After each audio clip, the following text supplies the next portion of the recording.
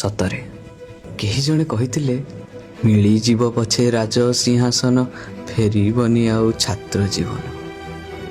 ସବୁ college life ପଛରେ ଗୋଟେ କାହାଣୀ ଥାଏ, ଆଉ ସବୁ କାହାଣୀର ଗୋଟେ ସ୍ମୃତି ଭରା ଶେଷ ଥାଏ।